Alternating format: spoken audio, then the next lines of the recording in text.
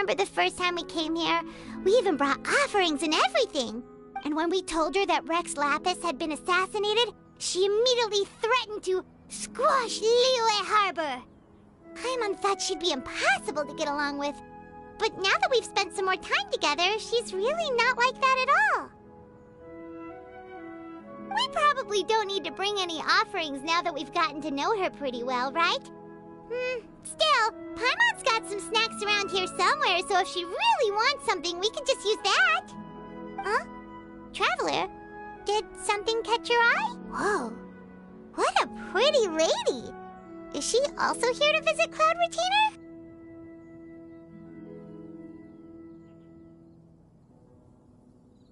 Yeah, you're right. All it takes is one look and you can tell she's someone special. As expected of that bird lady, really. She must have a whole bunch of Adepti friends from all over the country. Okay, but if we're both friends of Cloud Retainer, then we're basically friends by association, right? Want to go up to her and say hello? Helping you make more connections is a part of Paimon's job as your reliable guide. Paimon's got this.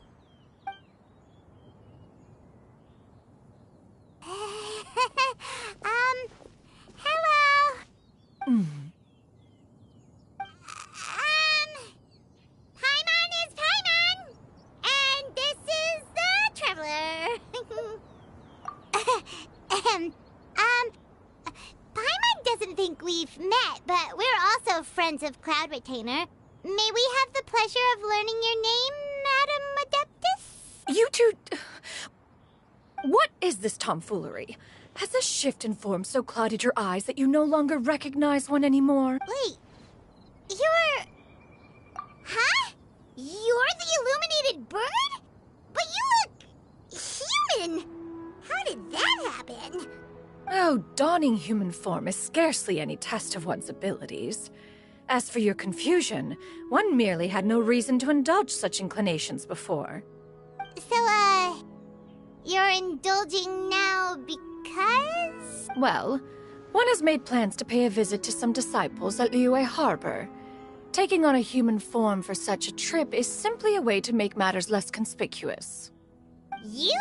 Worrying about keeping a low profile? You're the one who likes to pop up out of nowhere all over the place. In fact, Paimon can think of several examples. Like last year, when you suddenly appeared on the top of a roof without any warning. Or...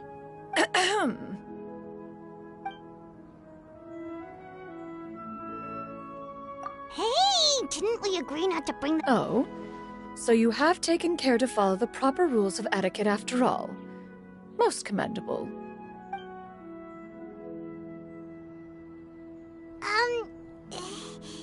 Well, this is all Paimon's got. You don't mind, right? One has never found oneself lacking in basic comforts. On the contrary, it is the gesture that one values above all else. So long as you've shown proper respect and consideration, the quantity or quality of the gift is but a trivial matter. That kinda makes Paimon feel a little guilty for trying to keep them for herself. Anyway, where were we before you reminded Paimon about the gifts? Ah, right. So by disciples, you must mean Ganyu and Shenhe. It's also been a while since we last saw them. Maybe we can come too. One planned to extend the invitation even if you had not raised the matter yourself.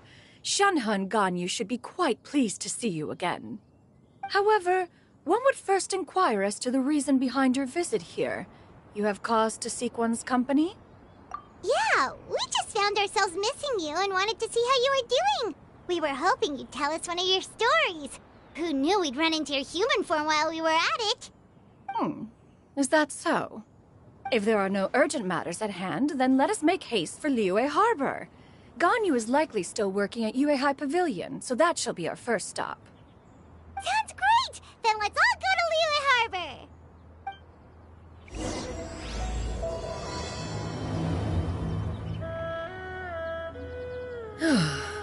Ganyu. Shenhe.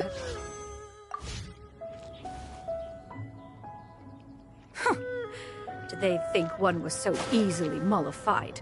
One shall investigate everything with one's own eyes, and decide for oneself if their living conditions are satisfactory.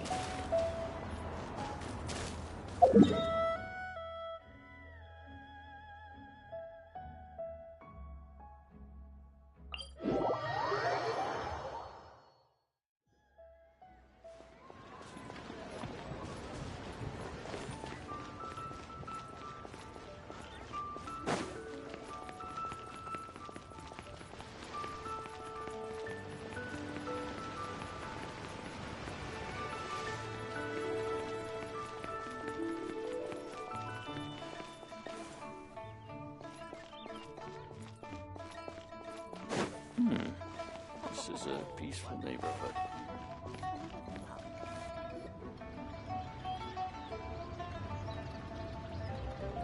We're almost at Weihai Pavilion.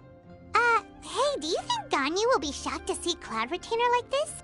Guess we have no idea if Shenhe and Ganyu have ever seen her in this form before. Wait, where did she go? Why are you just standing there, Cloud Retainer? Quietly now. One shall stay here. You two can go and meet with her. But why? If one were to proudly proclaim one's presence, Ganyu would surely profess herself otherwise unoccupied and drop everything to attend to one's visit. One fears that would only result in her staying up all night to make up for lost time. One does not wish to trouble her. Conversing vicariously via you two shall suffice. Do remember to inquire as to her recent well-being. Again, do not mention one's presence here. Fair enough. Makes sense. All right then, we'll just pass on your regards and... Cloud Retainer? Oh, Oh, busted. Is that lady someone you know? She is indeed. I'm sorry, Huixin, but could we delay the upcoming meeting for a little bit? Oh, not to worry, Miss Ganyu. I'll make the necessary arrangements right away. Thank you, Huixin.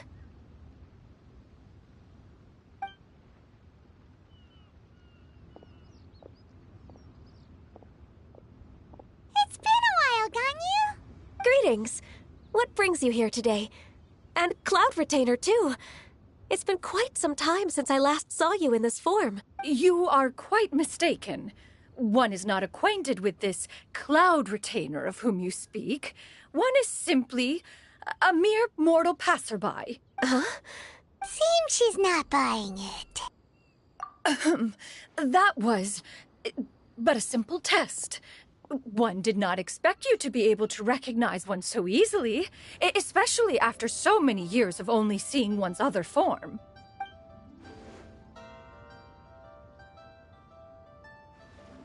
But recognizing you is, my responsibility as your disciple. An apt observation.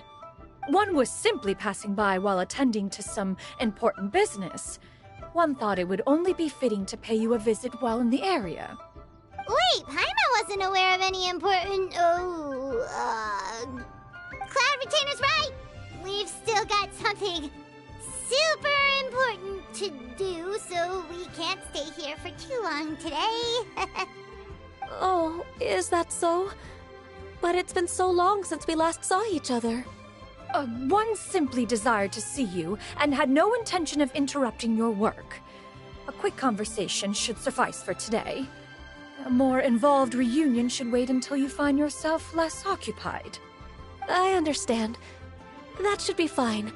While one acknowledges the amount of work that you have to deal with every day, one must also remind you to rest.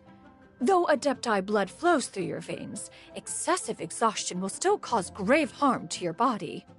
It still makes one nostalgic to see you as you are now, respected and independent. When you were young, you oft begged one to cuddle you to sleep when you suffered from nightmares. Cloud Retainer! Stop! If you insist. We are running short on time regardless, so one will refrain from going into each and every story. Why don't you continue your conversation? One shall simply stand by and listen. Wow, you've been to so many new places since the last time we spoke. If you ever need anything, please just come find me at Yuehai Pavilion. Also, forgive me for my presumptuousness, Cloud Retainer, but if you plan to continue appearing in this form, don't you think it'd be helpful to adopt a human name? A human name? Huh. You raise a valid point. You really think so? Not that you're not famous or anything, but that famous? You presume to know the extent of one's illustrious achievements. One would hardly think such a thing to be possible. Nevertheless, Ganyu's advice cannot be ignored. From this point on, when in public occasions, be sure to refer to one as Xianyun. Xianyun? Ah, I assume that's a reference to the full record of Pristine Pavilion. An adeptus of years past would rise with the clouds and rest with the moon. They were enlightened and wise, free and unfettered. The writer referenced Master's name to describe her carefree and spontaneous nature. Oh, that sounds super cool! Paimon feels like only the most powerful of Adepti could rise with the clouds and rest with the moon. Actually, those lines were originally written to describe Cloud Retainer herself. Huh? Wait, so you're really that powerful? And what of it? Did you truly take one to be nothing more than a bird of bigger than average size? Not exactly. To be fair, Cloud Retainer rarely speaks of her past accomplishments. The tales of her past can only be found in ancient texts. It is said that once, a long, long time ago, there was a severe drought in Liyue. Left with no choice, many people left their homes, while others spent day and night praying to the Adepti. Although I did not live through such tragedy, simply reading about it is enough to gain a visceral understanding of all the pain and desperation during that time. On top of the drought, a noxious gas also began to spread through the land. If not for Cloud Retainer's efforts, much of Liyue would be nothing more than a barren wasteland today. The books had this to say about what happened. Upon arrival, the Adeptus borrowed the wind to retain the clouds. Immediately, the clouds gathered together, and abundant rain burst forth from the heavens. Drought and plague were both driven away, and the people were saved. Wow, that's incredible! Mortal records add embellishments to dramatize past events. One did merely with one ought, and even if one had not interceded, the other Adepti would surely have stepped in to help. Even so, you stopped an entire drought! Can you really control the weather like the book said? Oh, Paimon suddenly has a lot more respect for you. So it was Paimon's bad for calling you Illuminated Bird before. You're not too mad, are you? How laughable. A name is but a simple label we carry with us on our journey through the world. Why would one be offended by such a trivial matter? That's a relief. In that case, Paimon will... Well, that is quite enough ancient history for now. Ganyu, have you had word from Shenhe? One has heard that she procured a job recently. Have you any thoughts on her workplace? And what, pray tell, of her monthly remuneration? Moreover, does she find herself overly inundated with work? Is she allowed time off during Lantern Rite? That is a lot of questions. There is no cause for concern, Cloud Retainer. I introduced Shenhe to her employer personally. Wanmin Restaurant's business has been booming recently. So, with Chef Mao being swamped with customers, and Xiangling still off and out in search of new recipes, I introduced Shenhe to staff the restaurant. I see. Most excellent indeed. One has had the pleasure of being introduced to that family. Xiangling is kind and astute, while her father is loyal and reliable. One has no cause to believe that they will make Shenhe's work difficult. Now, it is almost time to partake in the victuals of noon. One shall visit Wanmin Restaurant in person and see how Shenhe is doing. Huh? But Didn't you just say that you had something important to do?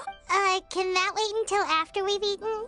You may return to your work, Xianyun. One shall see to this matter on one's own. There will be many an occasion to dine together in the future. One is certain the opportunity shall present itself most readily. Of course, Cloud Retainer. Please take care. Traveler, Paimon, I'll see you some other time. See you around, Ganyu! Whew! Paimon was pretty quick on the uptake there, don't you think? As soon as you mentioned important business to attend to, Paimon realized that you were just looking to cut the conversation short and not take too much of Ganyu's time. Is Paimon right? No, in fact, it was not an excuse. One is indeed visiting Liyue Harbor for an important purpose. Wait, for real? The moment is not yet upon us. Still, the truth will be revealed to you in time. Huh. She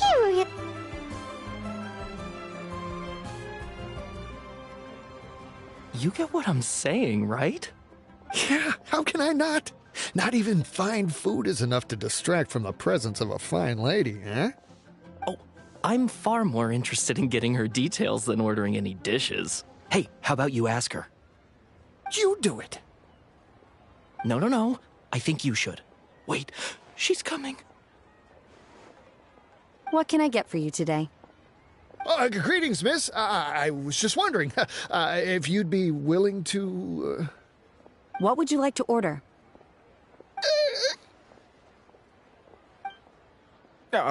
2 servings of mora meat to go. Good chat. Bye.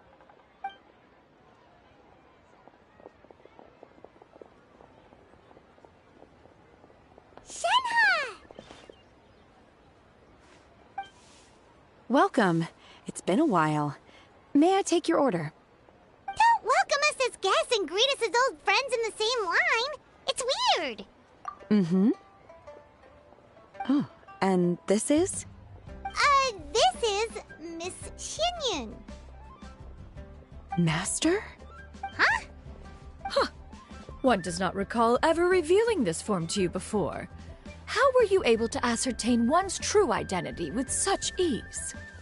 I've trained and lived with Master for more than 10 years. I would recognize you no matter what form you take. You... Is something the matter, Master? Hardly. One simply learned of your employment from your letter and came to check on your well-being. And check out the great food, too. Indeed. It's almost lunchtime. My apologies. I'm still on the clock and can't talk for very long. Well, if it isn't the Traveler and Paimon, are you here for Shenhe? The lunch rush isn't in yet, Shenhe. So I've got things covered for now. Go ahead, sit down and enjoy some time with your friends. I'll let you know if things pick up. Thank you, Chef Mao.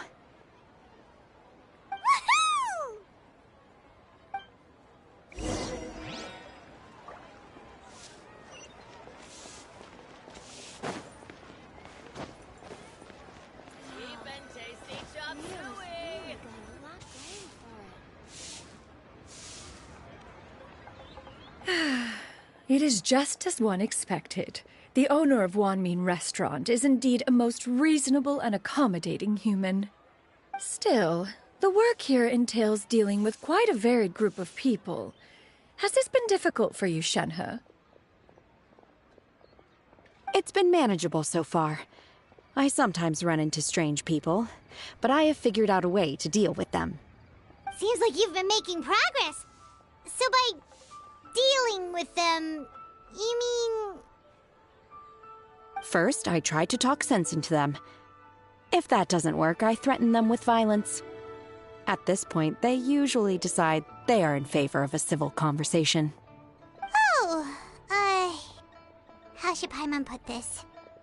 Oh, a sensible plan. One is gladdened to see you integrate so well into human society. And you, Master? How have you been? Simply marvelous. Though Mount Outsong has scarcely enjoyed your presence recently, one has hardly found the pleasure of one's own company to be lacking. I see. Oh, just as expected of Master.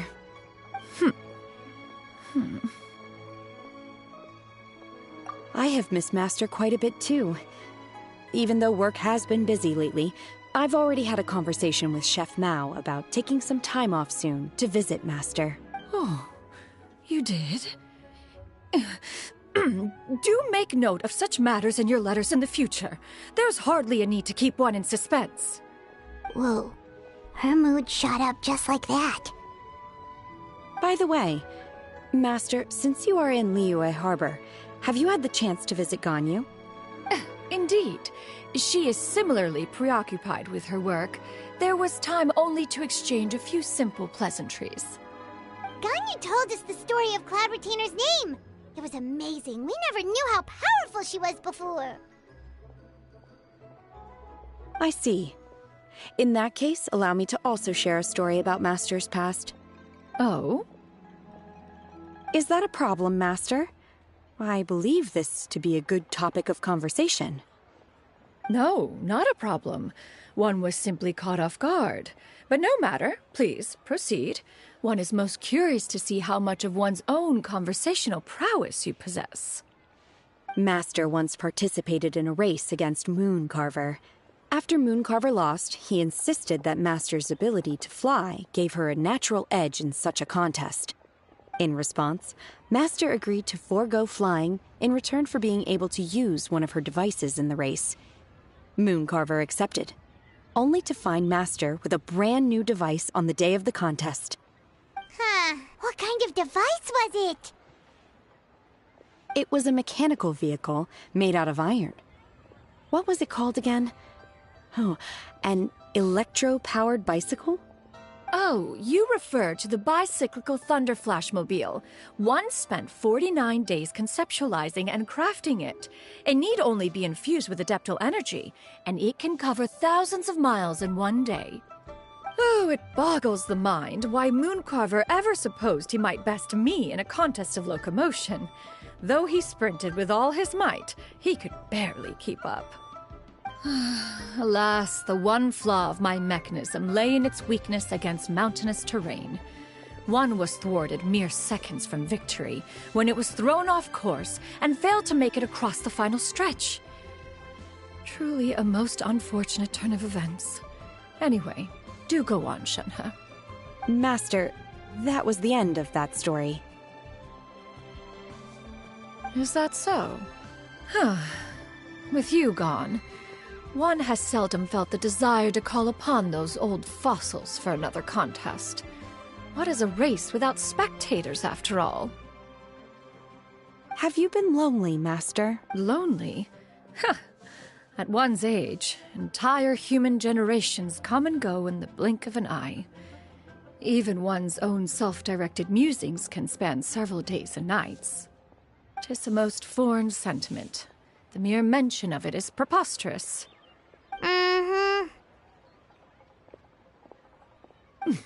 What is the reason for that look upon your face? It's nothing. It's just... Well, Paimon gained a lot of respect for you after listening to that story of you summoning the rain and everything. But all it took was a few words out of your mouth, and it's like you're back to being that illuminated bird again. Paimon's just a little bit confused. Which one of the two is the real Cloud Retainer? To me, they are both, Master. One is the master that's widely revered by the people, while the other is the master that I respect and adore. Huh. One finds oneself exalted yet again with sweet words of praise and flattery of a most extravagant nature. You chose to exalt one with your words, yet you refuse to grace Mount Outsong with your presence for any extended period of time. One would almost question the sincerity of your estimations.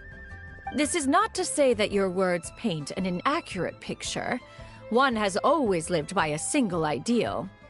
Eschew all action and abide by no rule. One does as one pleases and speaks as one pleases. Others may critique or praise as they see fit, yet one places little weight in such judgments.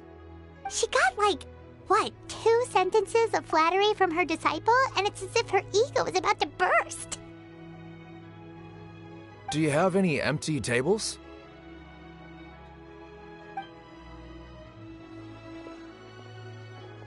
Hey there, could we get another fish stew? I'm hearing more guests come in. I should get back to work. Alright, good luck with the lunchtime rush, Shenhe! Mm-hmm. I'll try my best.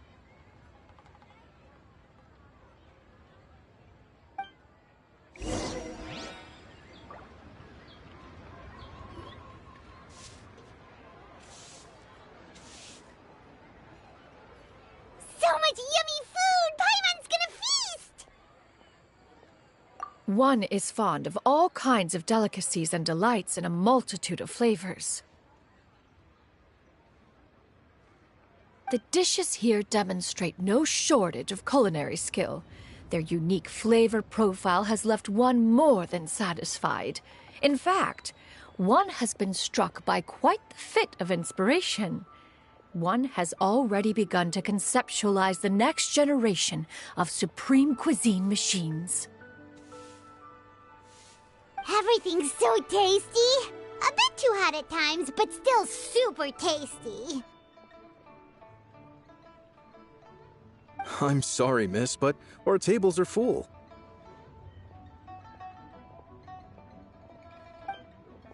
Shall we try somewhere else, Granny? But it smells so delightful. Can we really not eat here? My poor legs can't go on for much longer. Well, you could always check with some of the other guests and see if anyone's happy to share a table.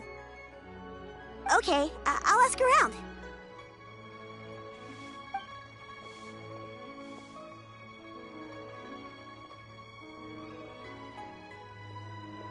Excuse me, would you mind letting us share a table with you? There are no empty tables left, so... Ah, well, Paimon doesn't mind. What about you guys? Great! Thanks so much. My name is Xianyun, and this is my granny, Yuendai. Granny? Yep. Is there something wrong with that? No, Paimon's just a bit surprised. She looks so young.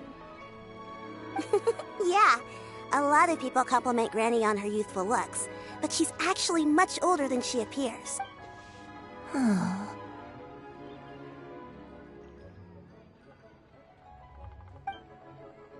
Granny, why don't you take a seat?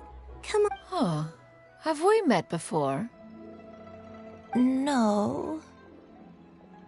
'Tis a fated meeting, then. Please, take a seat. What would you like to eat, Granny? I can order for you. I want braised earthworms. They always pop up out of the ground after a rainstorm. No, not this again. Granny, there's no braised earthworms on the menu. Braised earthworms? Well, that sounds weird. Do people... Right, that's what Paimon was thinking, too.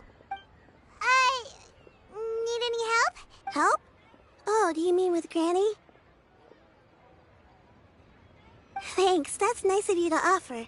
Granny has pretty bad dementia, so her memory's getting worse all the time. She's always saying things that sound kinda confusing. Actually, her memory's been bad ever since I was little. But it's gotten so bad lately that I even have to remind her who I am every morning. They died young. It's just me and Granny now.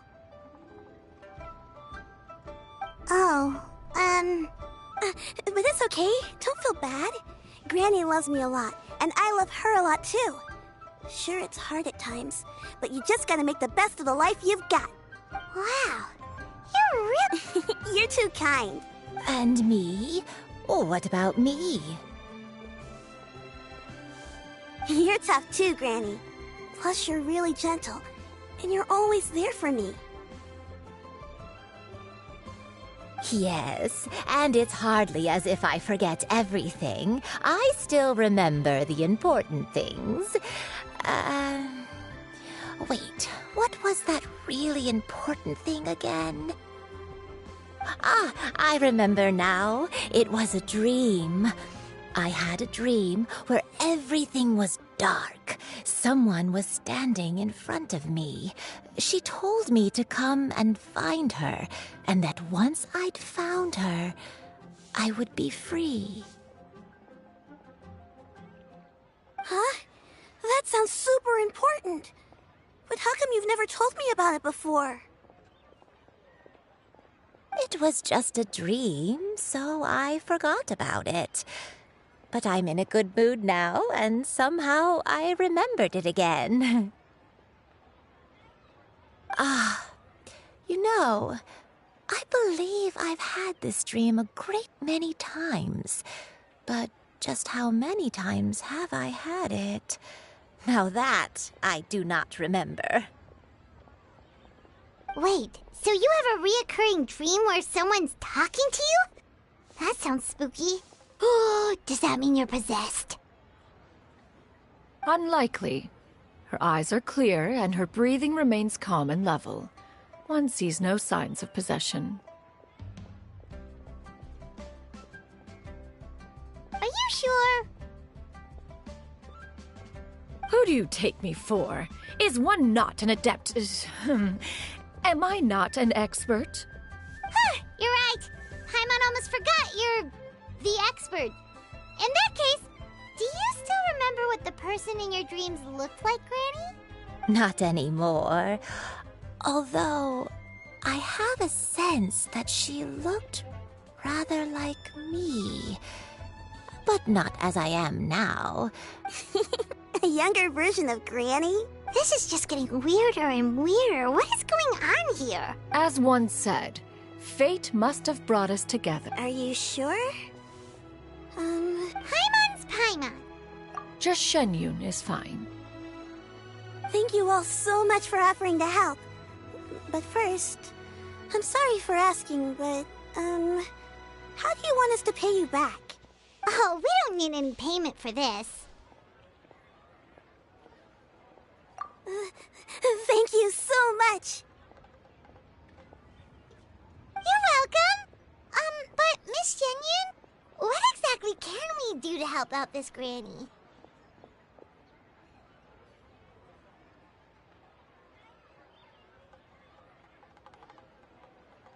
All we have to go off is that dream. Where do we start?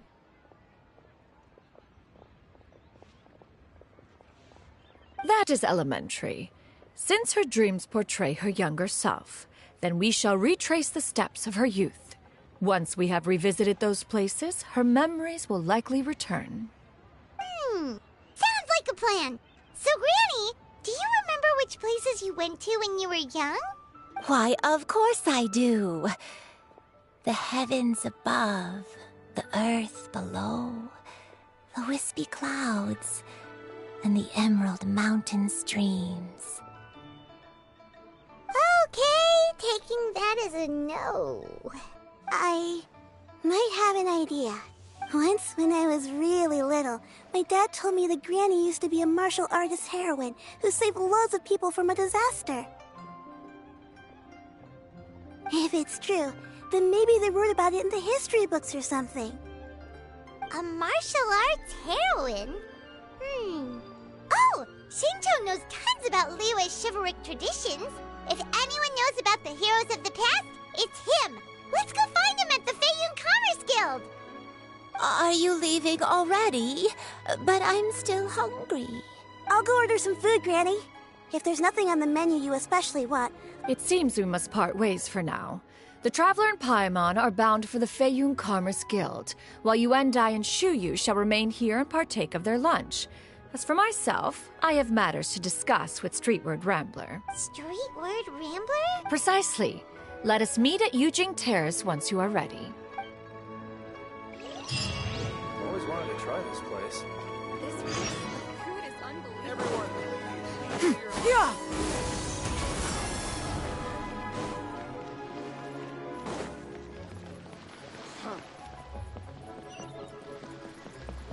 Yeah! Skyward! Scatter!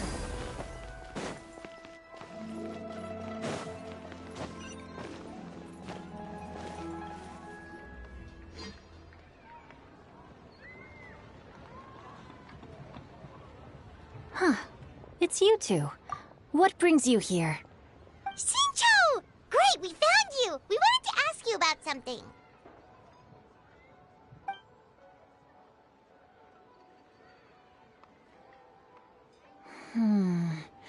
That's not a whole lot of information to go off of. I don't know if I can say for sure. I can't pinpoint her identity from your description alone, but considering her age, I am reminded of a nameless heroine who's been featured in various chivalric novels. Nameless heroine? That's right. The novels often speak of a great drought from 50 years ago. As the people suffered, a nameless heroine appeared and began to clear away evil spirits and bandit camps. The people idolized her, but never learned her name. All they knew was that she always acted alone. Later, though, she supposedly fell in love with a similarly noble-minded exorcist from Mount Tianheng. They were well matched in more ways than one, often fighting together as a fearsome duo of otherworldly strength. After the drought ended, the heroine and the exorcist left the public eye and began living a reclusive life in the mountains. All that remained were tales of her incredible accomplishments. The way this nameless heroine faded from fame into obscurity later in life is not too dissimilar from Miss Yuendai. I hope that's somewhat helpful. Thanks a lot, Xingqiu. We knew it'd be worth talking to you. It's nothing at all. Just something I came across while reading. I did do a bit of extra research on her story, but it was just out of personal curiosity. Well, Paimon still thinks that's super cool. Oh, wait, Xingqiu, if you've read up on her, do you know of any places often associated with her? Let me think. In the novels, the nameless heroine always appeared near one of 3 places. Wangshu Inn, the area just north of Jueyun Karst, and Qingyun Peak. Perhaps the real-life heroine who inspired the character was also often seen near those 3 places.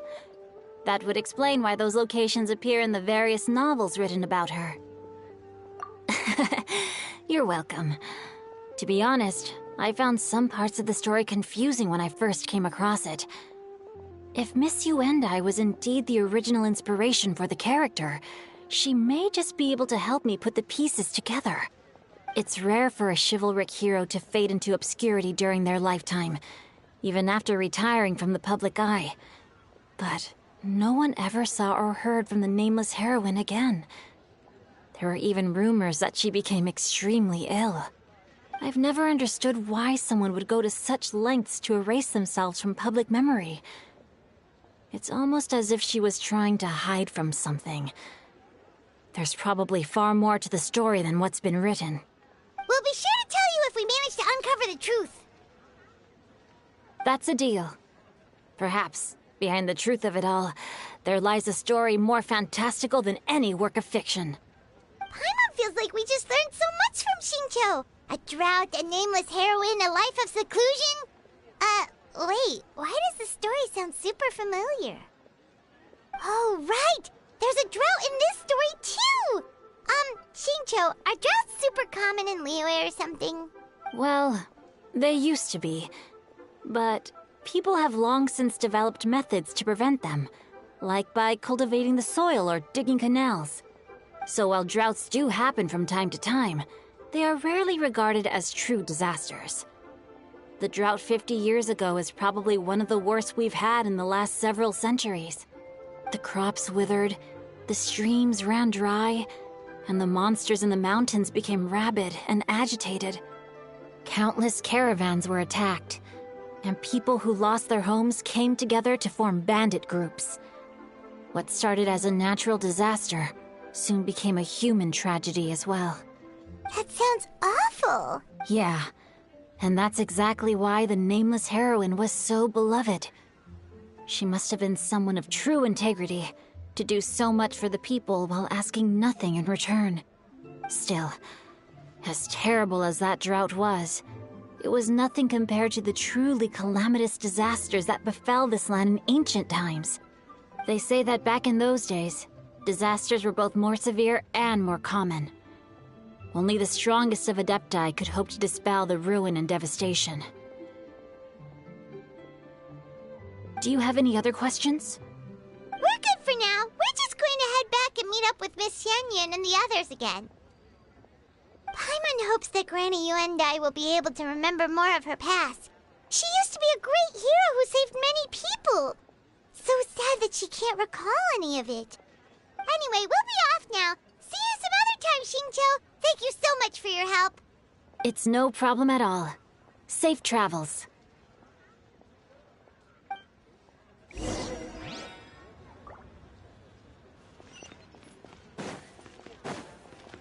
Yeah! Skyward! Scatter!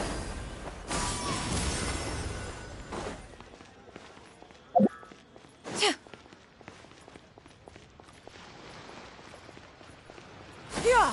Skyward! Scatter! Hit! I have recorded the tune that you requested. I hope it will be of help to you. Oh, thank you. Straight word, Ping. What has amused you so? Oh, it's no serious matter. I was just reminiscing about the last time I saw you in this form. Time has wrought such change in this world, and yet you appear just the same as ever. Time has little bearing on one's existence, nor has one keenly felt its effects whilst dwelling at Mount Outsong. Nevertheless, Ping, one would like to seek your counsel on a personal matter. Oh, why so formal all of a sudden? I must say, you're making me a little nervous.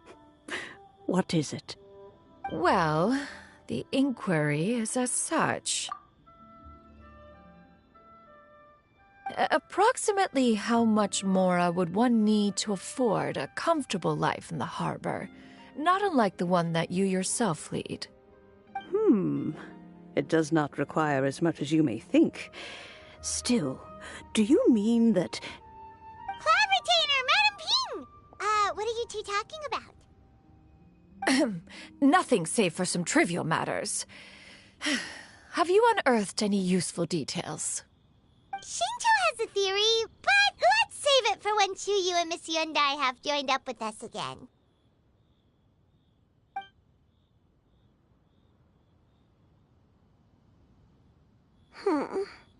Do not be troubled, young lady. Here, have some tea. Thank you so much. What do you think, Chuyu? Does it match up with what you know of your granny? According to the story, the nameless heroine eventually fell in love with an exorcist from Mount Tianheng. Maybe that's my grandpa. I don't have many memories of him, but there was this one time I found a box in our attic full of a bunch of weird sigils. I think so too. Granny might remember something once she's returned to a familiar place. What marvelous tea. I can taste the dew's sweetness in this cup. It's as if I was taking a stroll in the mountains, thoroughly one with nature and at peace. Is that so? Then please drink as much as you like. There's no need to hurry. At our age, it's always nice to slow down and take the time to appreciate pleasant conversation among friends. Thank you. Okay, since we have the time, can I ask you something? Sure thing. What would you like to know? I have a secret I want to tell you. Let's go talk over there.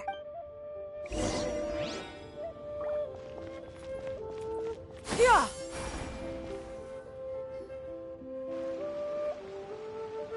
What's wrong, Chuyu?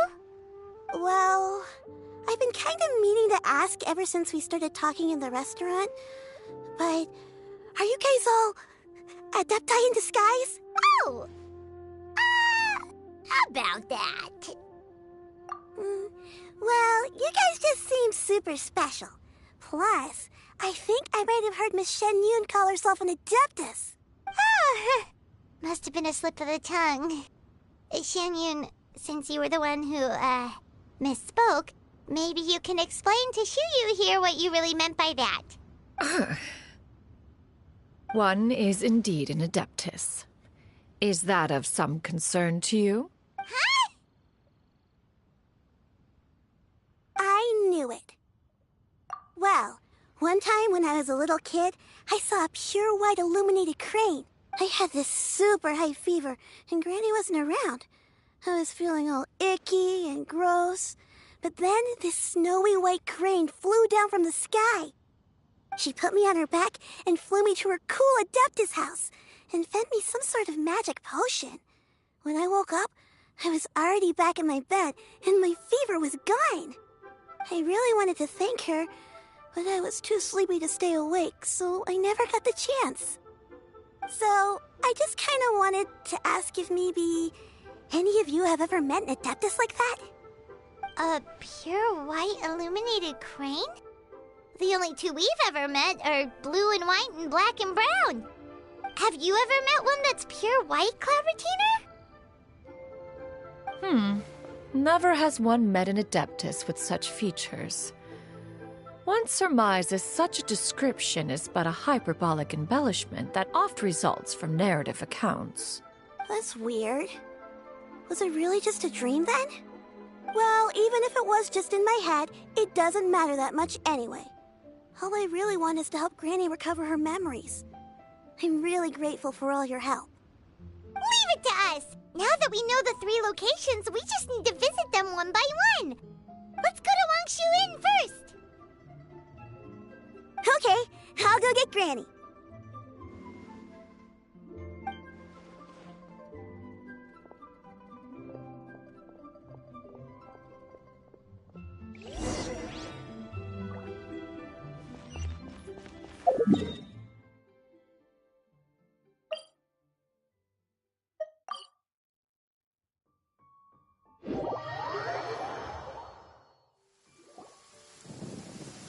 Wangshu Inn. Wangshu Inn. Do you remember this place, Granny? Yes. The fish here is very delicious. And if you look out into the distance, you can always spot a bird that's been left behind by its flock. I believe I used to have a room here. It had a window. Yes, I spent a lot of time looking out that window. Which room was it again? Let me look. I'll come with.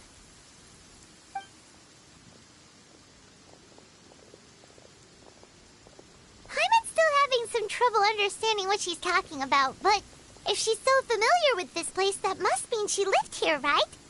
Wait, huh? Whoa! Stop! What are you doing here all of a sudden? You scared the living daylights out of Paimon! I sensed a non-human presence and decided to come take a look. If you're here, then there's likely no trouble afoot. I suppose there's no cause for concern. It's been a while, Cloud Retainer. I see you have returned to your previous form. I have indeed. I fought alongside her in this form on many occasions during the Archon War. Oh, wow! What was she like during the war? Oh, wait, let Paimon take a guess. Was it anything like this? Behold, the glory of one's newest invention, the Bang Bang Continuous Fire Mechanism. Hands up and surrender, or be prepared to face the full might of the Adepti. An impressive imitation. Paimon knows her all too well. Even so, Cloud Retainer was not always as ostentatious as you describe. You may be unaware, but her talent with Adepti sigils is just as formidable as her skill in mechanics. The Archon War reached its peak after Guizhong's death. The Cloud Retainer who fought beside me in those devastating battles was taciturn and solemn, only speaking when she had to activate her sigils. A Cloud Retainer who barely talks? Paimon can't picture it.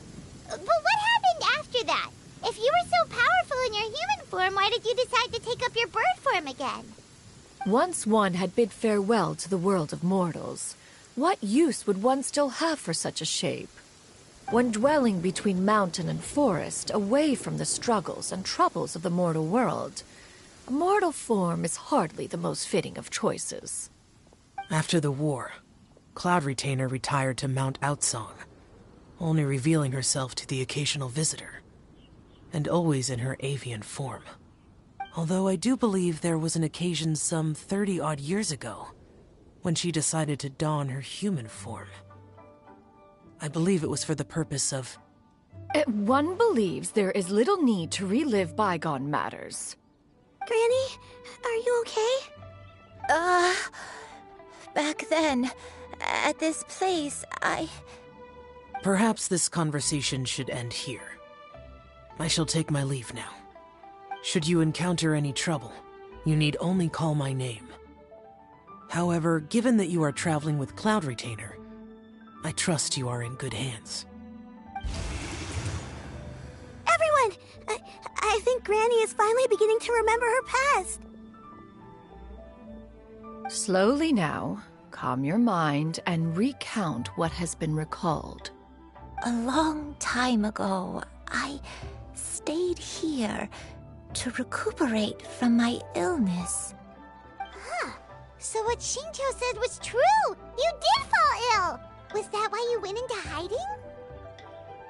I don't remember. I'm very sorry, but I can't even remember the name of my illness. The only thing I can remember is that it took a great toll on me, and there was no cure for it. I was confined to my room in Wangshu Inn, where I spent many days unconscious. I'd come to every once in a while and stare at the migrating birds outside the window. It was a solemn sight. I remember crying, but I'm not even sure I knew why. One day, I met a traveling merchant. Upon hearing of my illness, he sold me a bottle of soul-revitalizing tea pills. He told me that the pills were concocted using Adepti blood and could be used to alleviate my symptoms.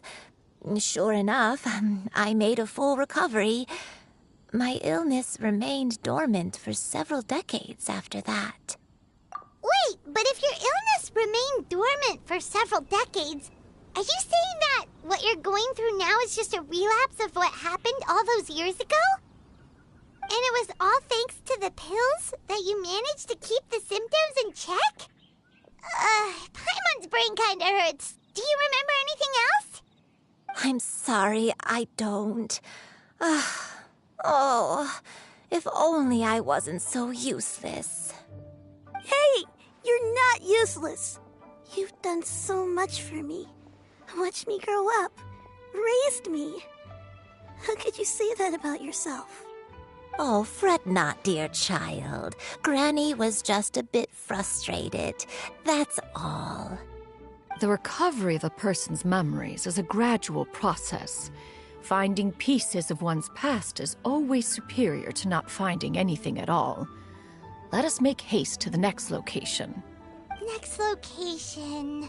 Next location. Oh, why don't we go to the area north of Dwayun Karst next?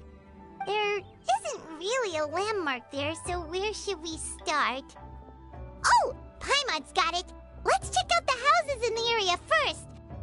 After all, if she was there for any length of time, then she would have stayed somewhere, right? Oh, Paimon's really got her thinking cap on today. At this rate, we'll recover all of Granny Wendai's memories in no time.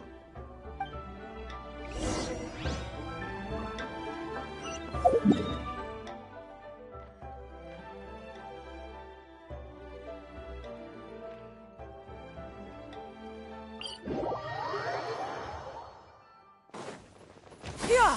Skyward! Scatter!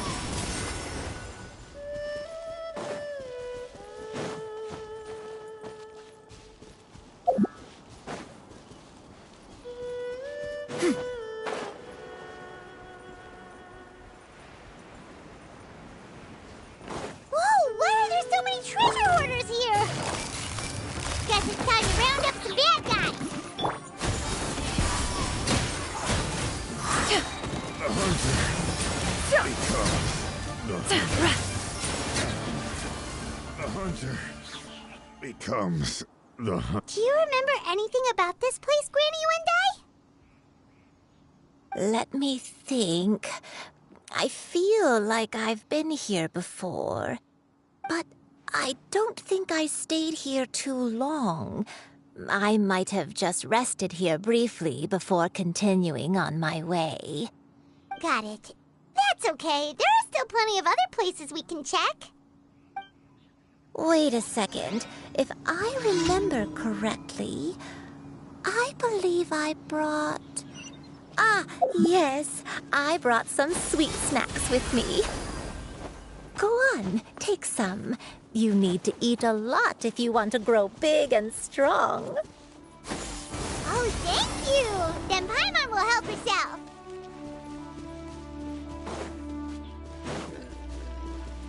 Yeah! Skyward!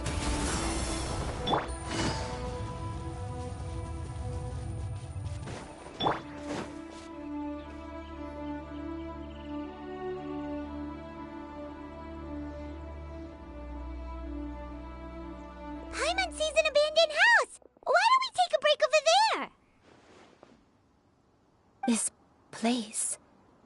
it's...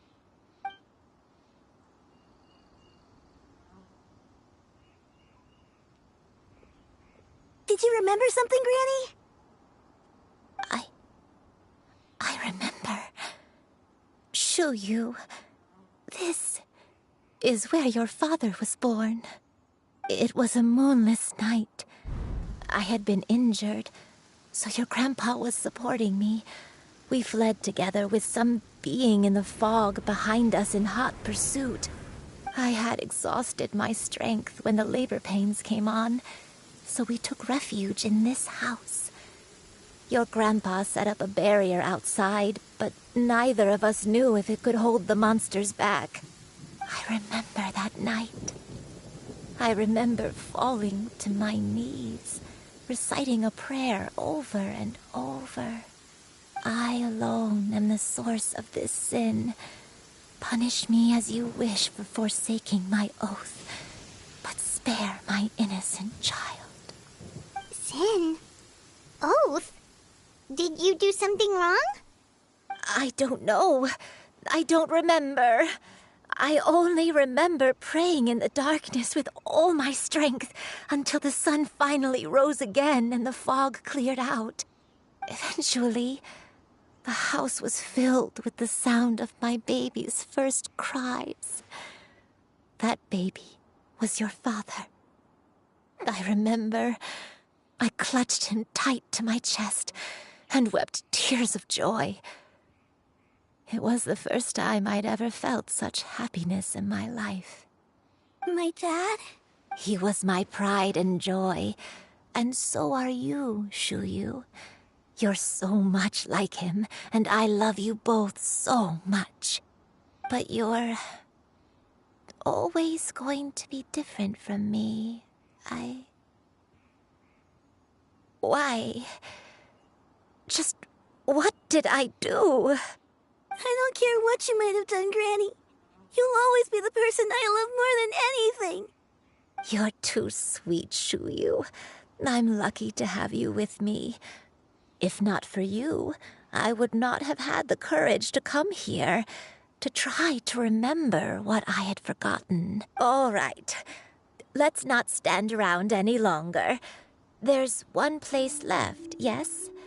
Let's go take a look. If one recalls correctly, the next place should be Xianyun Peak. Yuandai, how fares your health?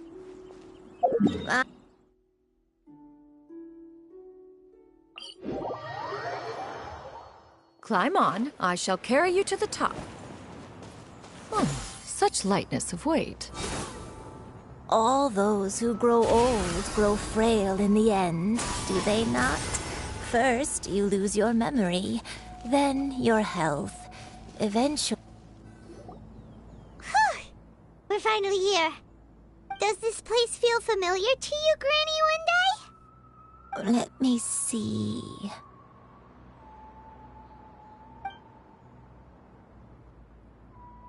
How strange.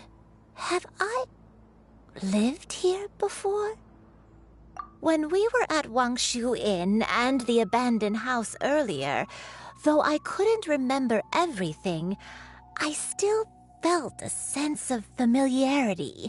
I could easily picture myself in those places.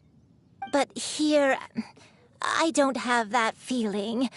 Perhaps I did come here in the past, but it just didn't leave a strong impression on me.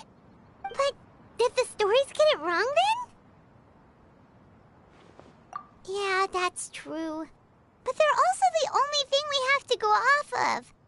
Paimon was hoping this place would jog Granny Yuendai's memory just like the others. I'm sorry to disappoint you too. It's all right. We're not going to give up yet. We'll figure something else out. Just you wait. Thank you. If only I could remember. Huh? That way. What's that mountain?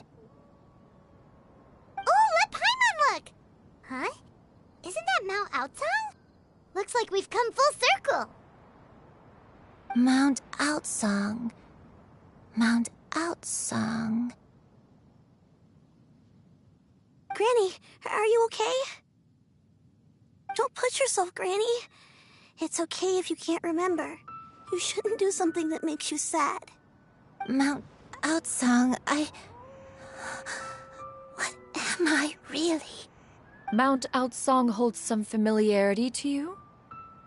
It does, but I can't go back. Are you feeling unwell? My head, it feels all heavy and dizzy. What is wrong with me? Cloud, Miss Xianyun, is there anything you can do? Let us go to Mount Outsang. But... Fret not, all will be well. You and I, you have already given more than enough to the pursuit of this endeavor. You may leave the rest to me. I've prepared something that can aid you in suppressing the fear in your heart and restoring your lost memories. It currently resides at Mount Outsang. Wait, really? When did you do that? I never leave anything to chance. All will reveal itself when we arrive.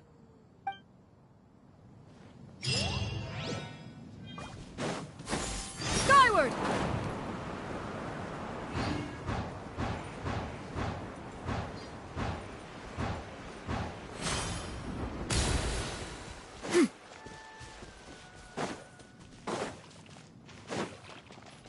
Yeah! Skyward! Come on, just tell Paimon already! What's this thing you've prepared? Here, this is it. Huh? But isn't this the mechanism that you were tinkering with when we first got here? Oh, is it another invention of yours? Precisely. A recent one at that. I am most pleased with the result. I call it the Suspensus Somnium mechanism. It periodically releases a soft breeze, which when paired with a gentle adeptal tune, can help the listener subconsciously relax and even enter a semi-hypnotic state.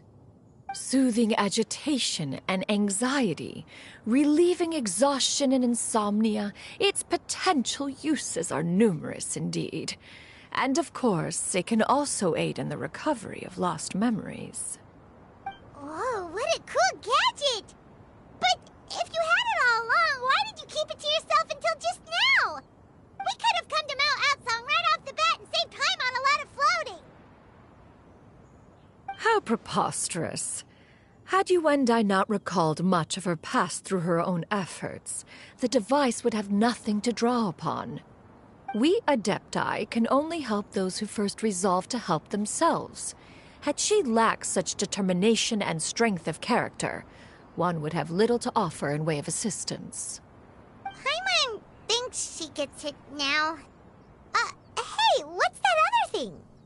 As previously mentioned, a gentle adeptal tune is required to take full advantage of the mechanism. One secured such a tune from Streetward Rambler. Only with her melodies can the mechanism reach its peak power. Whoa, Paimon can feel what you mean! Paimon's body feels light as a feather. It's as if she's lying down on a warm patch of grass after a super satisfying meal. And you Yuendai, is the mechanism helping you to relax?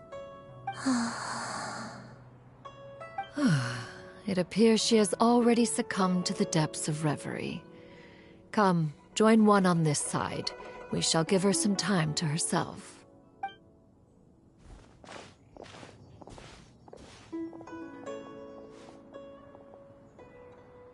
The drought is over.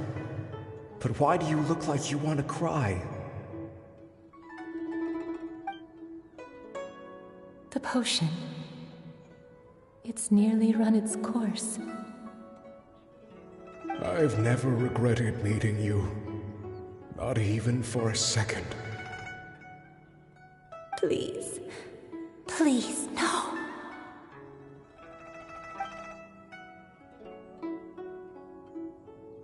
Have you forgotten? This is the world you left behind. One of gentle breeze and morning dew, perfectly straddled betwixt the realms of heaven and earth. This is your home. This is where you belong. You should have never left.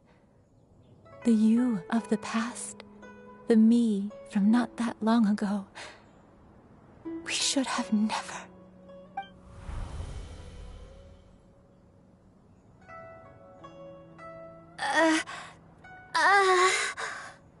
So that is the truth.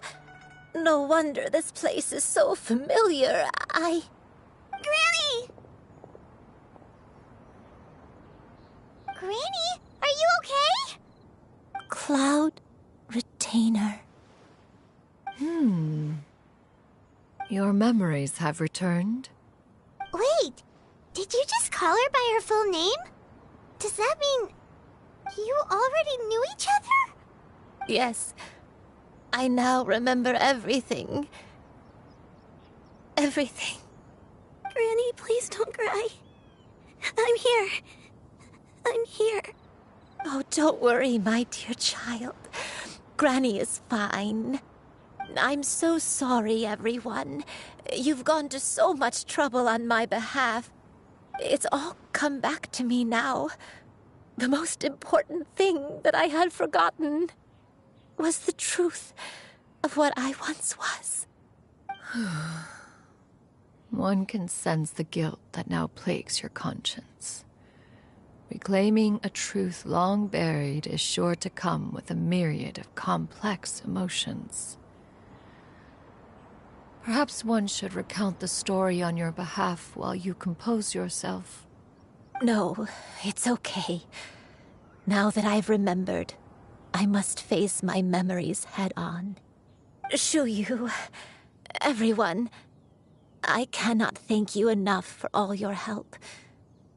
I'm ready to tell you my story, if you're willing to listen. Please, Granny, don't force yourself.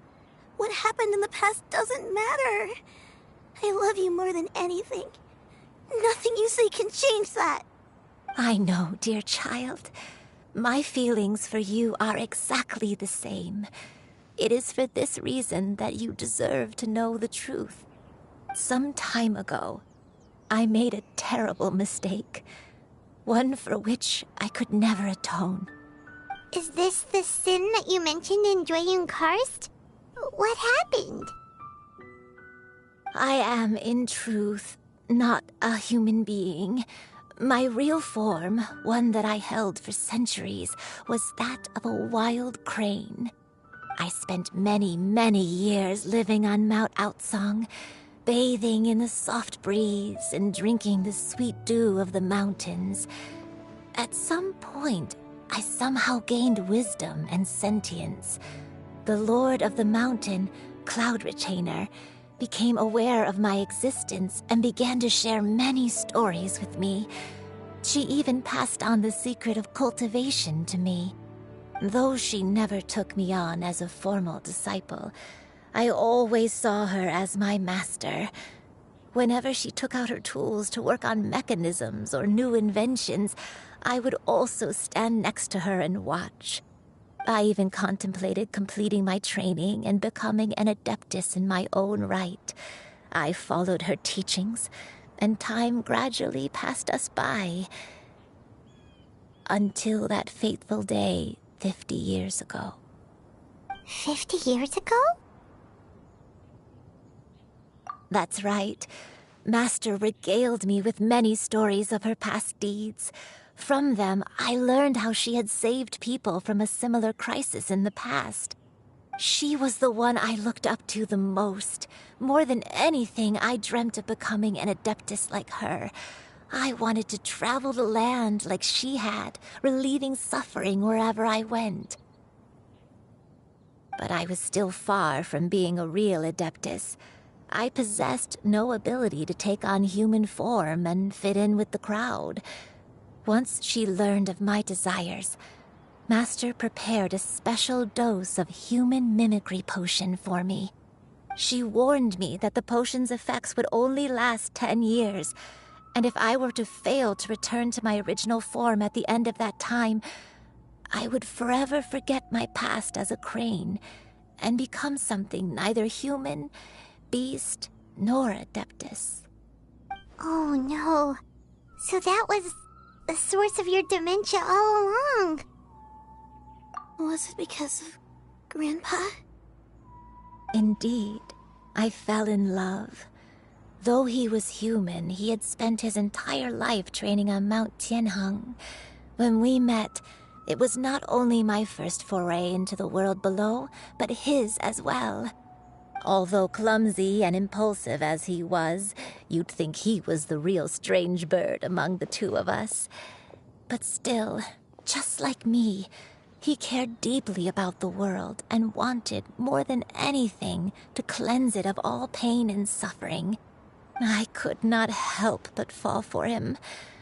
But my time continued to tick away. Those 10 years passed by in a flash. Yet I did not want to leave his side, so I... Oh no, what happened next? I committed an offense. I wanted to stay with him, even if it meant living a life full of pain and suffering, even if it meant that I would eventually turn into a monstrosity. I knew I had betrayed Master's hopes, but I was too ashamed to face her. So I wrote her a long letter instead and asked someone to leave it outside her abode. I was convinced that she would not support my decision, and I lacked the courage to speak to her face to face. In my shame, I fled and tried to hide from the world, such that no one would be able to find me again. But that was only the beginning of my troubles. I began to suffer from a strange illness. My memories became hazy and confused, and I could no longer keep myself awake. I understood that my pain was caused by my refusal to return to the life I was fated to lead. Along with my memories as a crane, I soon forgot the true cause of my suffering as well. I knew only that I had committed a sin. All I could do was pray for forgiveness, even if I had long forgotten what needed to be forgiven. Looking back, I was beyond lucky to have come across that traveling merchant at Wangshu Inn. It was such a fortunate coincidence that we were there at the same time. If it weren't for those soul-revitalizing tea pills, I probably would have... Granny! What's wrong? Coincidence? Why did I ever think it was a coincidence? Tea pills concocted using the blood of an adeptus? No, it couldn't be. Master, don't... Human custom would dictate the conferral of gifts to be in order when one's progeny is wedded, would it not? Consider the pills a symbol of one's best wishes. So when I tried to conceal my name and mistakes from the world and hide myself away in perpetuity, The only person I managed to deceive was myself. You knew where I was all along. One still remembers when you were but a fledgling. You possessed a certain fondness for a particular game. You would hide yourself among a group of wild cranes and ask one to pick you out from among the flock. One found you with such ease every time. 'Tis a truth most evident. One always recognizes one's own, no matter what form they may take.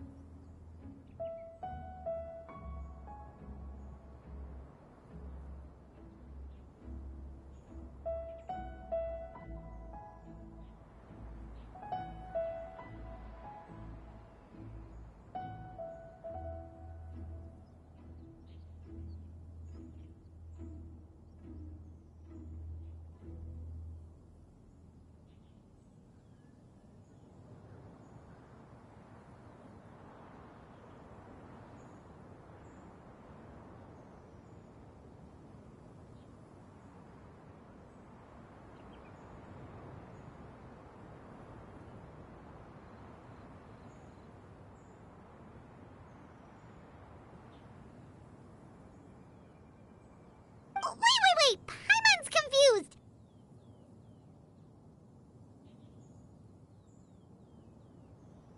So, Cloud Retainer, you found Yuendai again?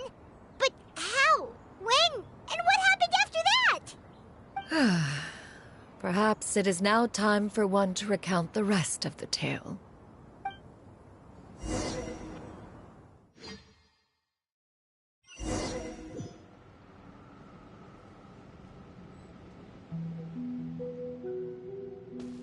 One was furious upon receiving your letter.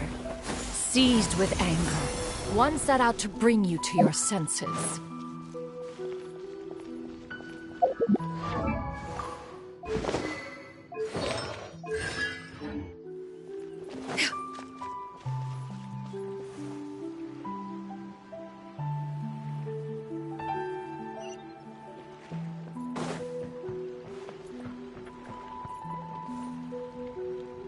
In truth, one had more than a few misgivings about your chosen partner.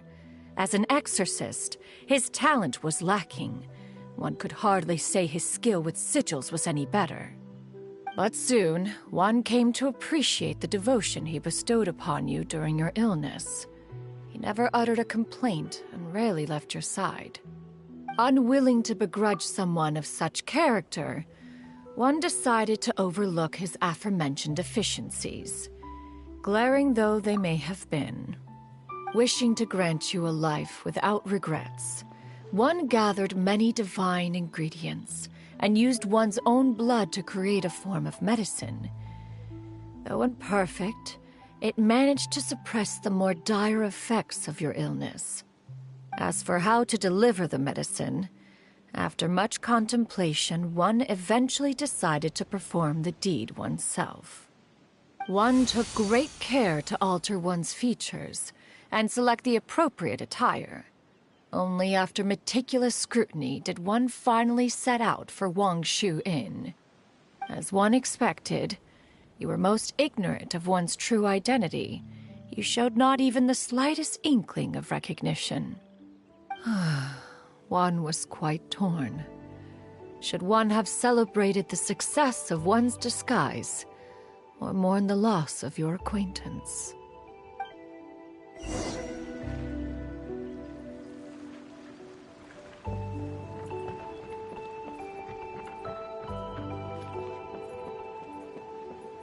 Yeah!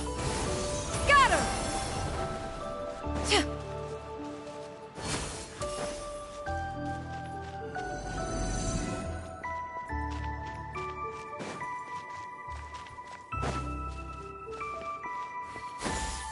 Nevertheless, one would speak to you about another matter, if you are amenable, even considering your loss of memory.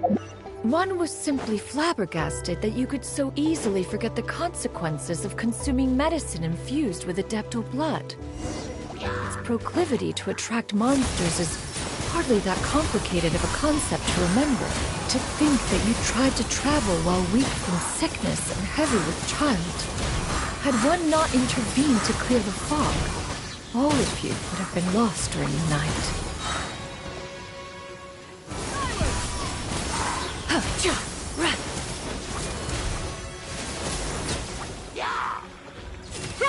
Make way for the Adeptus!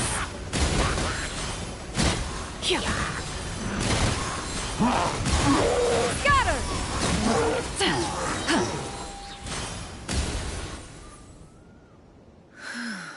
Those monsters would hardly have pursued you with such ferocity without sufficient incentive.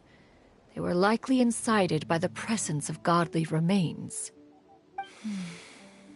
Said godly remains, in turn, were likely drawn to the trace of one scent on your body. One was, after all, an active participant in the Archon War. Some of the gods were likely shattered by contraptions of one's very making. In the end, one was relieved to see you endure through the night. At the break of dawn, one heard an infant's cry pierce through the air, and one saw you carefully cradle the child to your chest. Although certain mortal matters remain foreign to me, one could not help but be moved by your joy. To see you happy, that was more than enough.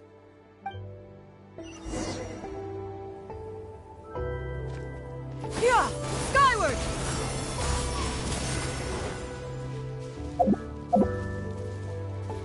Now you should have a complete understanding of the events. Wait! But if that's true, then the crane who took care of me when I was sick must also be... Ah, one had almost neglected to recount the absurdities of that tale.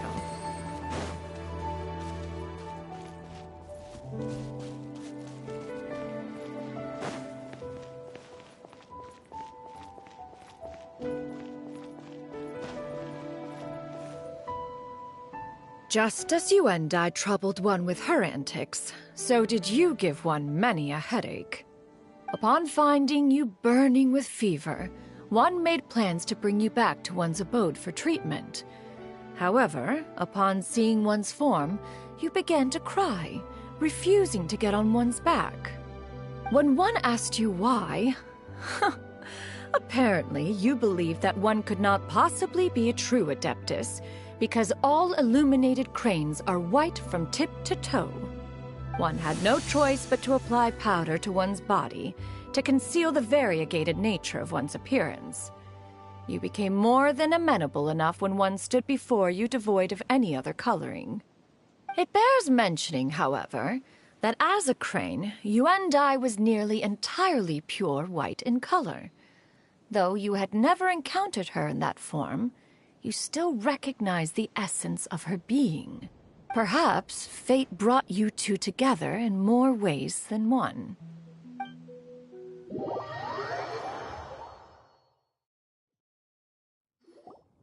Now all has been revealed. One owes you an apology, you and I. One recognized you upon your very entrance into Wanmin Restaurant. One has always viewed you as a disciple of equal standing with Ganyu and Shenhe. Indeed, one wished to bring your story to a satisfactory end with this visit to Liyue Harbor. Still, one could not reveal your identity right away. Had one simply informed you of all you had lost, all those cherished memories would merely have become the fictionalized account of another. Memories are most meaningful when recalled by those who lived through them. Would you not agree? Even if the process was painful and arduous to experience. Have you any further inquiries? Master, I must ask. If you found me all those years ago, why did you leave me be, even though you knew about my mistake? Why did you not bring me back to Mount Outsong by force? One has never regarded your action as a mistake. It was a simple choice, nothing more. When it is time for one's progeny to leave the nest, it is the responsibility of an elder to let them fly free. Yet, when your wings grow weary and the night grows dark, just know that you always have a place to which to return. 'Tis a refuge referred to by many a name in mortal writing. Home, nest, haven. Whatever its denomination may be, its essence remains quite unchanged. One speaks, of course, of a place not unlike one's own abode. One's disciples are free to come and go as they wish, yet the door remains forever open to those who wish to return. One rather hopes you count yourself among them. Thank you. Thank you so much. You and I. One expects you too have sensed the rapid deterioration of your condition as of late. Have you not? 40 years ago, you chose a path without a future. Though one used one's own blood to provide you with a few decades of extra time, it merely delayed the inevitable. One may have extended the path, yet one was unable to alter its final destination. Even the power of an Adeptus has its limits. Had your condition continued to deteriorate, you would have forgotten your life as a human entirely. In the end, you would have turned into a creature lacking in the ability to even comprehend its own monstrousness. Fortunately, you were able to avoid that scenario by reclaiming your memories. Though one sped the process along by providing some guidance, the result is entirely a reflection of your own effort. So, what's gonna happen to Granny? One will help her reclaim her original form as a wild crane. If it be fated, she may recover her sentience one day. She's gotta go back to being a regular crane, huh? Master, you've already done more than enough for me. I don't know how I could possibly repay your kindness. This is a better result than I could have ever hoped for. How much time do I have left?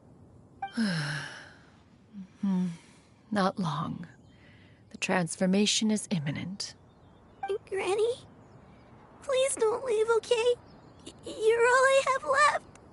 Please. Don't be sad, dear child.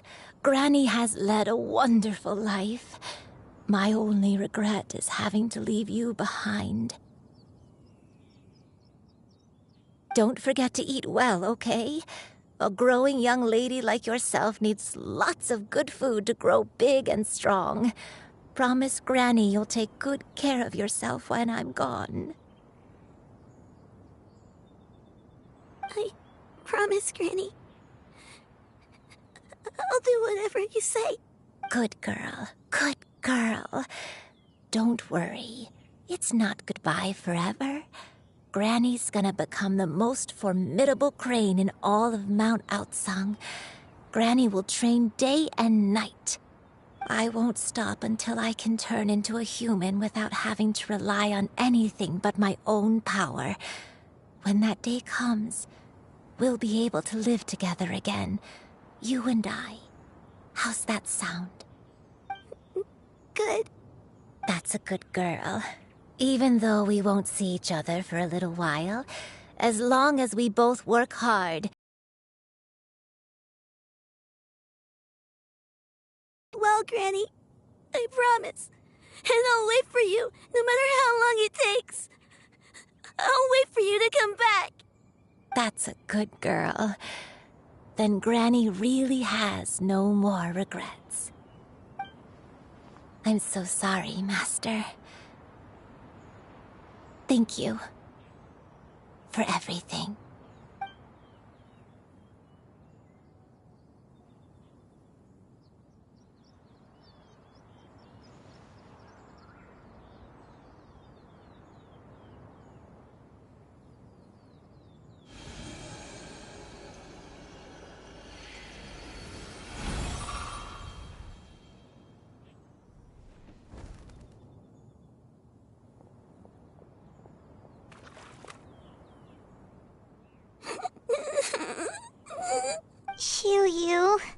Let her be.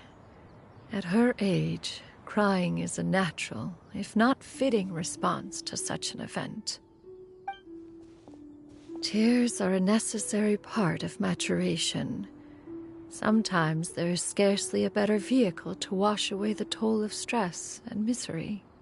Now that the issue has been resolved, you should also take a moment to relax. Give yourself some time to rest. Take a nap if you must. One will wake you in due time.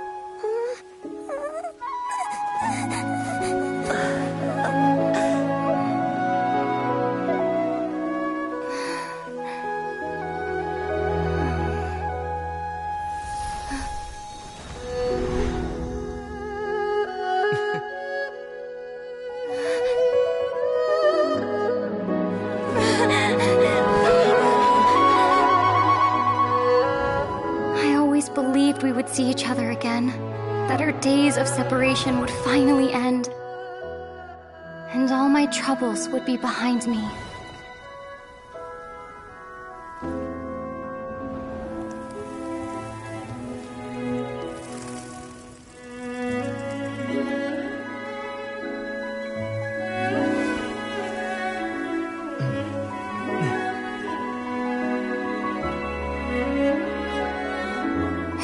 Things could stay this way forever.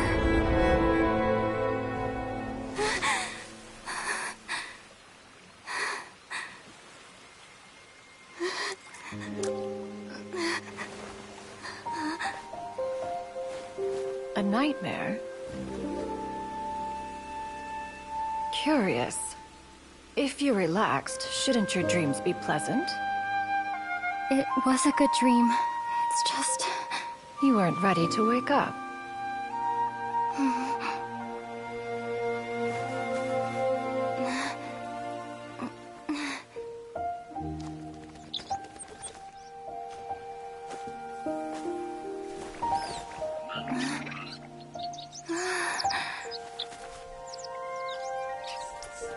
Eloquent as one may be, words of comfort are not one's strong suit.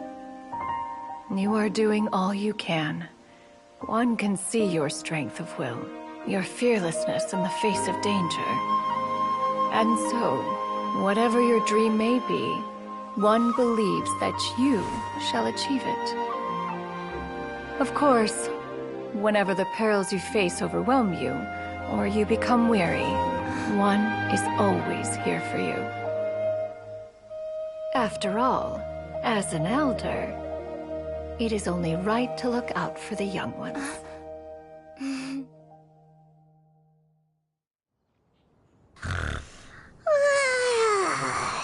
Grilled chicken drumsticks. Huh?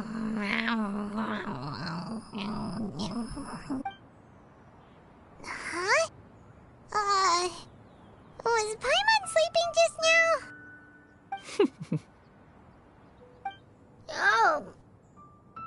Oh, Paimon, was it...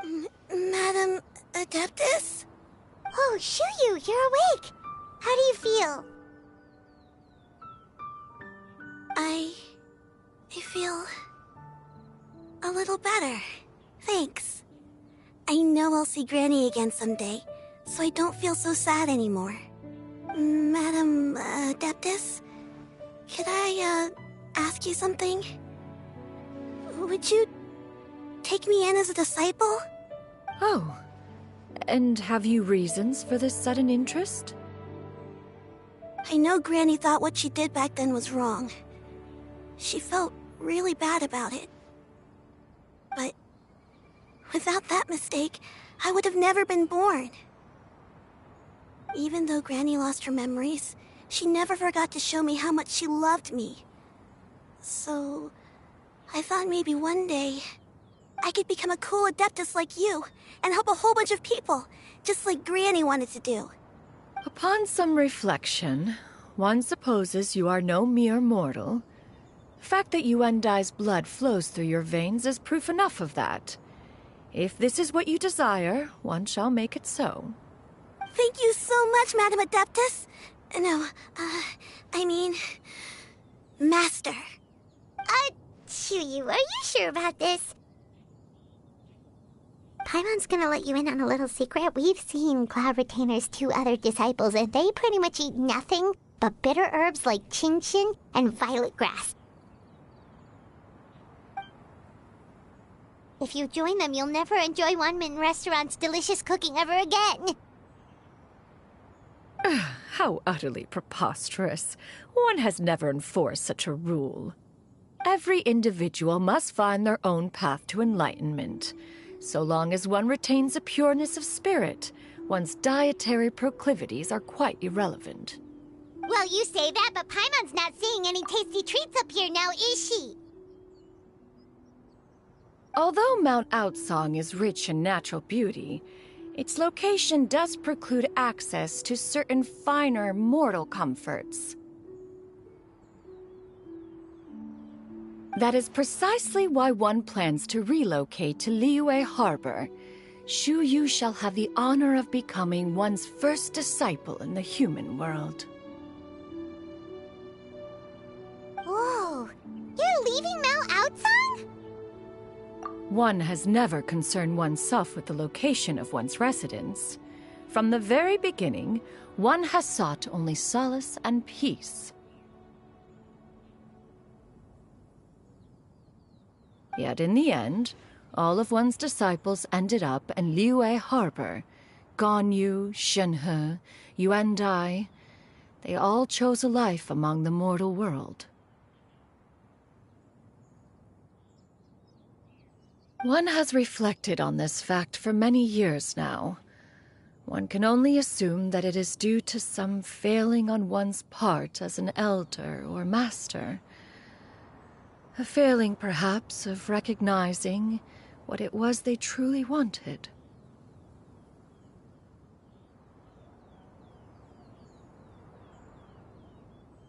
One is most curious as to what aspect of Liyue Harbor could have enticed them to remain there. One could hardly offer an opinion on the matter, but perhaps some time in the harbor will prove instructive. Why are you all so silent? Paimon is, just a bit shocked, that's all. So, does this mean we can grab a meal together in Liyue Harbor sometime? One has precious little time to squander.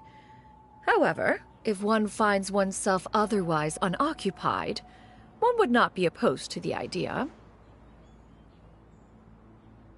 One will be assuming the identity of a human while residing in Liyue Harbor. You should take care to avoid disclosing one's true identity. Don't worry, we'll help you keep it a secret. So, when can we expect to start seeing you in the city? Perhaps in 2 days' time. One has some matters to see to before one's departure. Preparation is the key to success, after all. One plans to put up various items from one's collection for sale. The earnings should provide for a comfortable living in Liyue Harbor. One has already picked out a handsome property near Chuhu Rock. 'Tis no small purchase, but what is mortal life if not one expense after another? Seems like you've really thought of everything. Then how about we meet up in Liyue Harbor in 2 days? A sensible plan. See you then. Oh, Also, why don't you take this suspensus somnium mechanism as a souvenir? Anytime you should feel ill at ease in the future, you may try quieting your mind and sitting in meditation as you listen to its melodies. It might help you find a new perspective. Awesome! Thanks, Cloud Retainer! Hey, didn't we promise Xingqiu that we'd tell him what we found out? Should we make a trip to the Xianyun Commerce Guild? It's totally up to you. So, about your move to Liyue Harbor, you gonna tell the other Adepti about it? I have left an explanatory note in my abode. Those two old fossils will discover it, I am sure, should they come seeking my company. Considering their recent penchant for going off on private escapades, however, I find myself caring little for how they shall receive this news.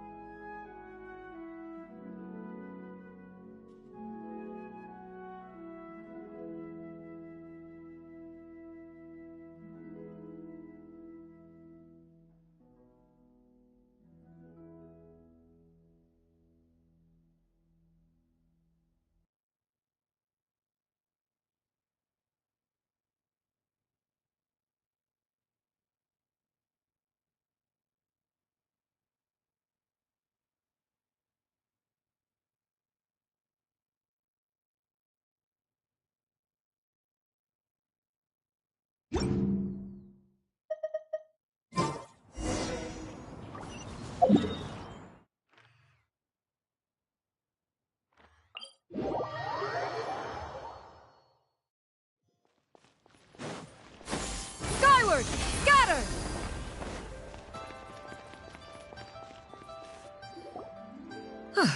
Your concerns are excessive and unfounded. This is but a simple collection of ordinary valuables. Such intense scrutiny is hardly necessary. To be quite honest, your insistence on that fact is my primary cause for concern. In what way are any of these ordinary? Every single item here could be worth more than everything I own combined. I simply can't risk shelling out that kind of mora without proper scrutiny. If I'm wrong, I would never be able to earn it back, not even if I worked every single day for the rest of my life. I have to be careful. Yes, you can never be too careful. We're here, Cloud! Miss Xianyun, what are you guys arguing about? Ah, perfect timing. This ignoramus is questioning the authenticity of my wares. I'll have you know, these items have remained untouched in my personal collection for several hundred years. To question their legitimacy is pure folly. Several hundred years? Indeed.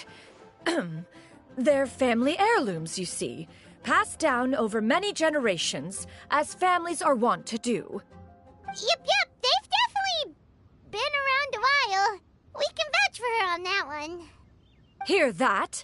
Had I not found myself in need of mora, I would scarcely have had the heart to part with them.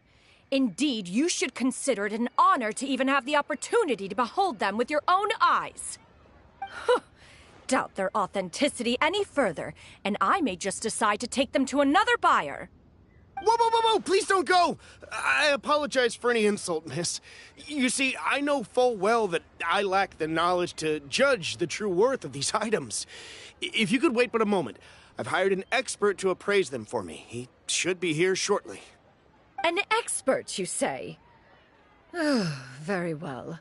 I will wait for a little while longer, then. Traveler, Paimon, this is my new residence. If you have cause to seek my company in the future, this is where you can find me. Master! Oh, it's you two again. Hello. Xianyun! You got it! It looks great on you. Mm-hmm. Master made it for me. I like it too. Huh? You know how to make clothes? Do I know how to make clothes? With the support of the proper mechanism, sewing is hardly a challenge. Master, I brought in most of my stuff. There's a few boxes left, but they're kind of heavy, so I just left them outside. Fret not. I shall help you move them into your room. Actually, I should probably sort through my stuff a bit first. Everything's kind of messy right now, so maybe you could, not look yet, Master? Yeah, that'd be great. It appears my young apprentice has her own fair share of secrets. No matter. Do what you must, child. Now, this expert you mentioned, when can we expect their arrival? Soon. Ah, there he is! Here, allow me to make some introductions. This is Mr. Zhongli, a well-respected consultant at Wangshang Funeral Parlor and an expert in all manner of valuables and antiques. Mr. Zhongli, this is Miss Xianyun. She's the one who's looking to sell the collection of valuables I mentioned earlier.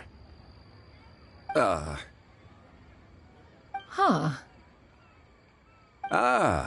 If it isn't Miss Xianyun. It has been quite some time since our last meeting. What a serendipitous reunion. Indeed, most serendipitous. Have you been faring well as of late, Mr. Zhongli? Quite well, thank you. I was fortunate enough over the past few days to enjoy both a stroll in the mountains and a fresh brew of tea from the most recent harvest. The experiences left me with such insight and peace. Huh.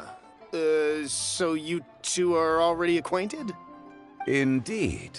How fortunate we are that fate has brought us together again.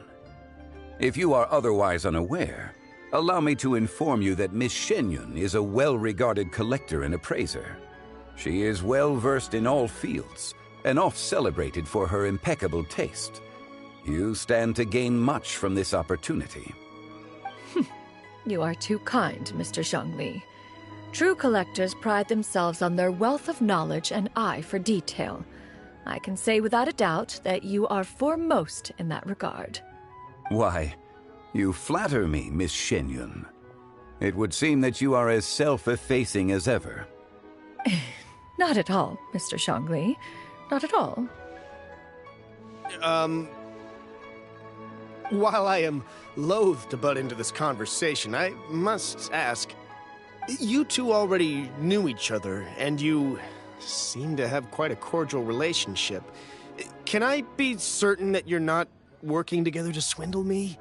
I mean, you never know. Huh! A preposterous accusation.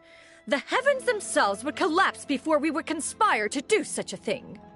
Miss Xianyun speaks the truth. Contracts are built on honesty and trust. If that proves to be beyond your capabilities in this instance, this transaction may be taken elsewhere. Say no more. Let us depart. I jest. What fool would still harbor doubts after Mr. Zhongli himself has vouched for the goods? Miss Xianyun, wait!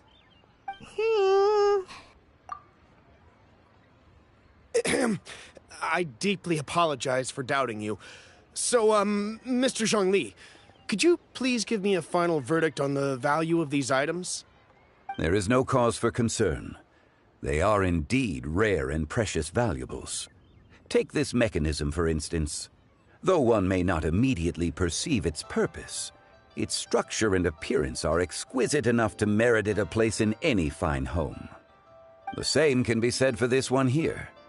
Few could hope to possess an item that so perfectly blends mechanical wonder with geometric grace. I am sure you have heard from your travels that the study of mechanisms is among the most wondrous arts in this world. With that in mind, I earnestly recommend procuring every last item in this collection. All right. Since I hired you as my consultant, Mr. Zhongli, I shall, of course, trust your good opinion. Then, in that case, Miss Xianyun, I'll take the lot. However, since the final sum is quite large, how about we start with an initial deposit through the Northland Bank? The Northland Bank? Huh. Oh, you refer to the fiduciary house. Oh, very well. I fear people only use the term bank nowadays. In that case, I'll be off for now. I'll return to collect the goods once you've received the funds.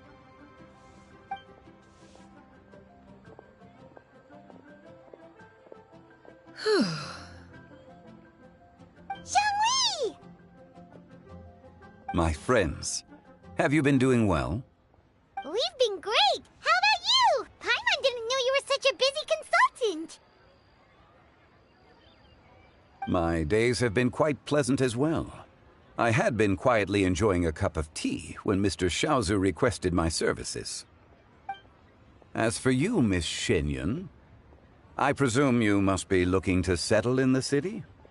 I must say, the name Xianyun sounds exceedingly strange coming from you. Perhaps you could dispense of that particular epithet in further conversation. Whatever for. Am I not addressing you as a friend should? Well, that is true, but... Alas, refer to me however you will. After all, a name exists such that others may address you with it. One is hardly ignorant of that fact.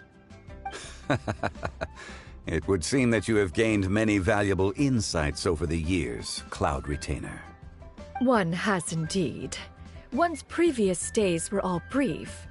Now that one has made up one's mind to move and settle, one has gained a much better appreciation of the hubbub and commotion of the city, as well as the people's hard work and ardor. This city is much changed from how it was more than 1,000 years ago. Not unlike the ocean tides, so too shall the movement of people ebb and flow. From turmoil to peace, enlightenment to aspiration. Human society possesses limitless potential. In another 1,000 years, the scene we witness here may change in ways that are impossible for either of us to imagine. Alright, that's enough reflection for one day. No need to get all sentimental on us. You make a valid point, Paimon. Now that the sale has concluded, what say one plays the host as we try some specialty dishes together? One must profess great interest in trying bamboo shoot soup. Perhaps you have forgotten, Cloud Retainer, but I once tried my hand at that dish. You were at the table on that occasion, so logic dictates that you should have already tried it. Oh? What occasion was this? It was a reunion between friends several centuries ago. Alas, you must have been too preoccupied to secure yourself a portion. Or perhaps our other companions simply availed themselves of faster reflexes on that occasion. Huh! Hardly. 'Twas most certainly out of consideration for the others in attendance. In but a moment, one will show you what it means to have a true deftness of hand. It is settled then. Bamboo shoot soup, mora meat, crab roe tofu, triple-layered consommé. We shall enjoy the lot. One has already passed word to Shenhe and Ganyu to make a reservation. It is prime time for them to meet one's newest disciple. Is that agreeable to everyone? It should be a most splendid occasion. Yu, come now, it is time to dine. Ah, this gentleman over here is Mr. Zhongli. He is, A humble employee of Wangsheng Funeral Parlor. Pleased to make your acquaintance. Nice to meet you too, Mr. Zhongli. That should be everyone, right? Let's go! Sounds good. Actually, Master, have you ever tried Adeptus' temptation? I heard it's impossible to stop eating after even just one bite. You know, 'cause it's super tempting and stuff. Is that true? That sounds rather implausible. Although with the right preparation, certain dishes can be too delicious to resist.